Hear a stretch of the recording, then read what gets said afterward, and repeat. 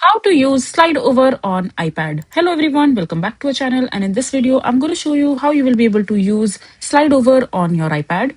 So first of all, in order to enable the slide over mode on your iPad, you need to first make sure that your iPad is either on the Windows app mode or on the Stage Master. So just simply open the settings and just go to the multitasking and gesture settings, and over here just make sure that you are either on the Windows app or on the Stage Master. So I'm going to click on windowed app, and from here, now when you will open different application. For example, I'm using this particular application right here, and I want to open some other apps, like I'm using general right here. And now in order to enable the slide over mode, all you have to do is just simply click on this three dot icon at the left hand side of the window screen, and over here you will have this green icon. Just simply long press on it, and over here you will have this option which says enter slide over.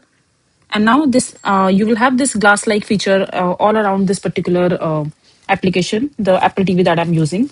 And now this app that I have put the slide over mode will be on my screen constantly, while I'll be able to use a different application at the background. I can go and type on this, and do whatever I want to.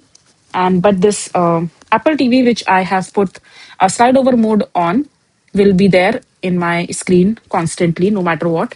And if I want to slide it over for a second, let's say, I just have to put it, I just have to pick it and just put it side over, put it away. And if I want to bring it back, I just have to slide this screen away, and this will come back on my screen.